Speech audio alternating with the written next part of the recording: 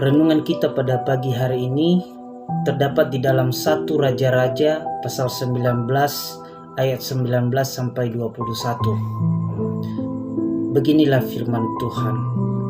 Setelah Elia pergi dari sana, ia bertemu dengan Elisa bin Shafat yang sedang membajak dengan 12 pasang lembu, sedang ia sendiri mengemudikan yang ke-12. Ketika Elia lalu dari dekatnya, ia melempar jubahnya kepadanya. Lalu Elisa meninggalkan lembu itu dan berlari mengikuti Elia, katanya, "Biarkanlah aku mencium ayahku dan ibuku dahulu, lalu aku akan mengikuti engkau." Jawabnya kepadanya, "Baiklah, pulang dahulu dan ingatlah apa yang telah kuperbuat kepadamu." Shalom. Selamat pagi untuk kita semua. Bapak Ibu yang terkasih, dalam perjalanan usaha, pekerjaan dan karir kita, sekalipun kita telah sampai pada masa kesuksesan dan kejayaan, tetapi ada kalanya kita sampai pada titik jenuh, titik di mana kita tidak tahu apa dan bagaimana kita maju ke depan.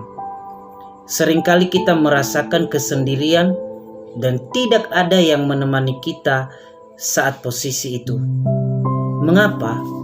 Karena kita mulai kehilangan arah hidup yang sesungguhnya. Di posisi ini, seringkali seorang pemimpin gagal, meskipun di awal karirnya ia dikagumi dan dihormati, tetapi seringkali berakhir tragis karena tidak tahu apa yang hendak dilakukan setelahnya. Pengalaman ini pernah dialami oleh abdi Allah, yakni Elia. Dia adalah seorang nabi yang sangat populer saat itu. Ia mampu melakukan mujizat-mujizat yang luar biasa, dan puncaknya ketika ia membunuh nabi-nabi Baal. Ia terkenal di mana-mana karena ia bersama-sama dengan Tuhan. Dan ketika di puncak kejayaannya ini, Elia kehilangan jati dirinya. Di saat Izebel mengancamnya, justru ia mulai ketakutan, mulai meragukan kuasa Tuhan, bahkan ia ingin mati dan meninggalkan dunia ini. Untungnya, Allah yang penuh kasih mengutus malaikatnya dan memberikan kebutuhan roti padanya, dan dari makanan yang diberikan itu, ia dikuatkan dan dipulihkan kembali. Tanpa pertolongan Tuhan, pastinya Elia gagal. Pencapaian yang didapatkannya begitu lama hancur dengan tiba-tiba. Bapak Ibu yang terkasih, di nas yang kita baca tadi mengisahkan kepada kita bahwa setelah Elia dipulihkan kembali dari keadaannya itu, maka ia mulai memikirkan siapa yang akan meneruskan estafet kepemimpinannya. Sebab kalau ia masih mempertahankan diri, maka bisa jadi ia mengalami yang lebih buruk dari yang sebelumnya. Karena itu, ia lebih baik memilih yang lain yang pantas menjadi penerusnya. Dan ia menemukan Elisa, seorang pekerja keras di ladang. Ia pembajak ladang dengan menggunakan 12 pasang lembu. Melihat kepribadian sebagai pekerja keras, bagi Elia orang yang seperti ini mampu dan bisa menjadi pemimpin ke depan. Seorang yang tidak mudah menyerah, rajin mengerjakan pekerjaannya, meskipun tidak ada yang mengawasinya saat itu. Elisa tetap bekerja menekuni pekerjaannya. Selain itu, Elisa pun siap meninggalkan pekerjaannya, orang tuanya, bahkan orang-orang terdekatnya demi pengabdiannya kepada orang yang lebih banyak lagi. Inilah yang membuat Elia memilih Elisa sebagai penerusnya. Dia melihat di dalam diri Elisa tersimpan kepribadian yang terpercaya dan integritas yang mumpuni. Dan bukan hanya itu, Elisa juga adalah seorang yang mau belajar kepada Elia untuk mampu memimpin lebih baik lagi ke depan.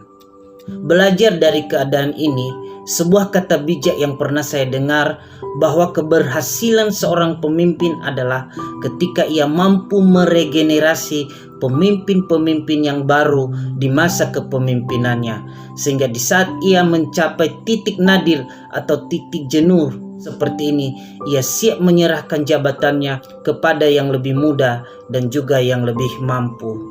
Namun realitanya bahwa banyak pemimpin-pemimpin masa kini justru haus akan kepemimpinan dan menghalang-halangi orang lain untuk tampil. Ia menganggap bahwa hanya dirinya yang mampu memimpin dan yang lain tidak. Keadaan ini sesungguhnya telah menjadikannya menjadi pemimpin yang gagal, karena ia hanya berorientasi pada dirinya sendiri dan menutup peluang kepada orang lain. Untuk itu, marilah kita belajar dari keadaan Elia hari ini. Di saat dia mengetahui bahwa dirinya sudah mulai tak berdaya lagi, dia meregenerasikan, dia meneruskan pelayanannya kepada Elisa, yang menurut dirinya Elisa adalah pribadi yang mampu meneruskan estafet kepemimpinan itu. Bapak Ibu, jangan kita merasa bahwa tidak ada yang bisa tampil di masa kepemimpinan kita, maka kita satu-satunya yang sukses sepanjang masa. Itu tidak benar. Justru kita adalah pribadi-pribadi atau pemimpin-pemimpin yang sudah gagal. Jadi apa yang kita mau renungkan dari nats ini? Yang pertama adalah pemimpin yang bijak adalah pemimpin yang mampu mengestafetkan kepemimpinannya kepada orang lain.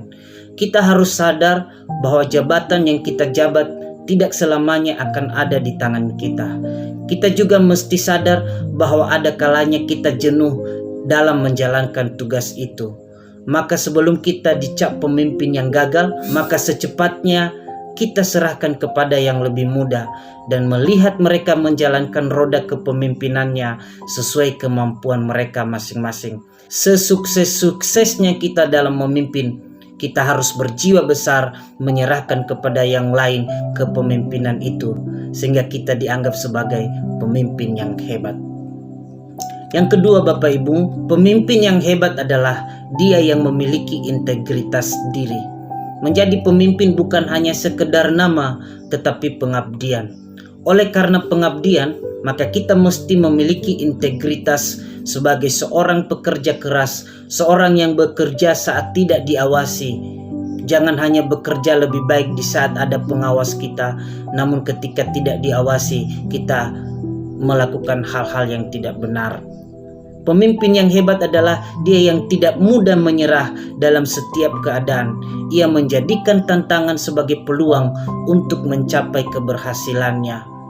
Yang ketiga Bapak Ibu, pemimpin yang hebat adalah mereka yang siap meninggalkan pekerjaannya dan mengabdikan diri sepenuhnya kepada pekerjaan itu.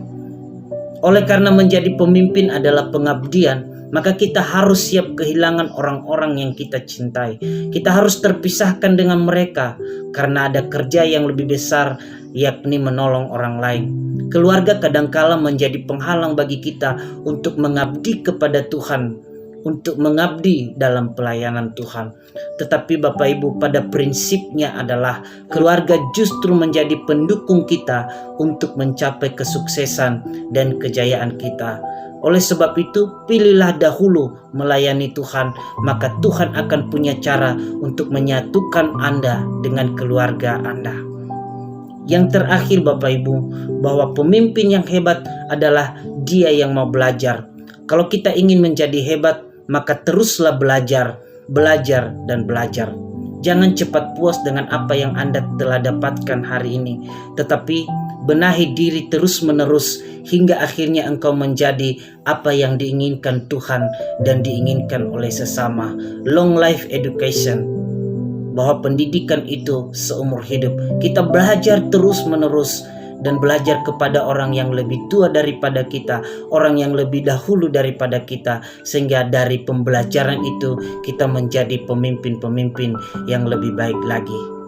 Demikian saja renungan kita pada pagi hari ini. Salam sehat dan salam damai sejahtera untuk kita semua. Shalom.